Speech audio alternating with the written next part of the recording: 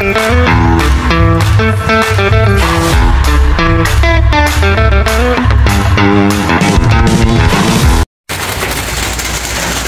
guys, so for today's video no, is gaulan. So pwede nga si Kiwi. So diyan lang siya na ako siya pag-gausan kay uwan kayo. So ari na ta sa atong topic no. Kay karon i-update mo sa katong bago na tong guinea pig. So kani siya is gray na with Californian gyapon. So tara siya guys. And akong gihatag nga name niya is si Alvin. So di man ko andi ugan sa gray man. Na pangalan mo ng Alvin. So mo na siya. And kani si Gretel atong buntis. So sa May na ni siya mga anak mo. Kapit na. And mapuna na po itong ginipigan na. So si Alvin is a male, obviously sa name niya no. So mo to. And update po sa anak ni Snow katong white nga dugay nagakali markings dara siya.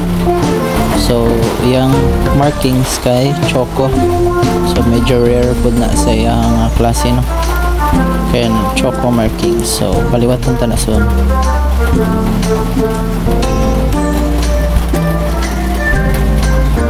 Pagkabantay mo aning blue sa kilid mo na akong gibutang ganina kay kulang ra sila og kanang taguanan kay 7 naman sila kabuok and tulo naman ang balay-balay ito nila naman nga puno ko ani kasi di repeat apon ang patanan niya or puhon katanto kasi nasa suot.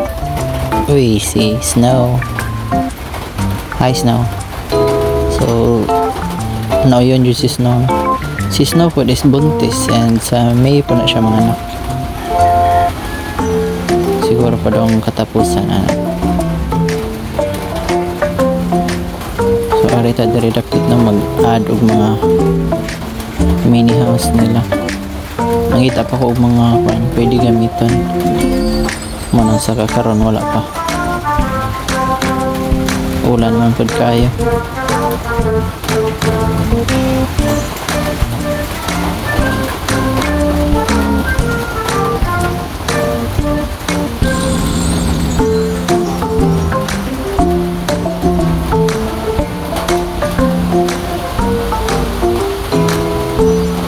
Soon guys, kanin si Alvin mao na po niyang magpaliwat sa atong mga ginipig nga mga babae. Hindi siya mata kay red unlike sa uban na normal eyes.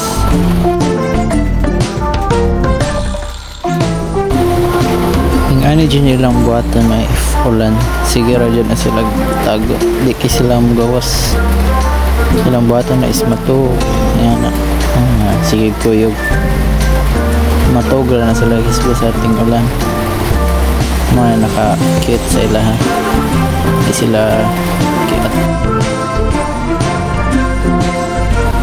So mula sa na-update sa itong backyard no or sa itong guinea pig house o sa mga guinea pigs kay ulan naman po kayo. So salamat kayo sa pagtanaw and happy 100 plus subscribers sa YouTube. So bye.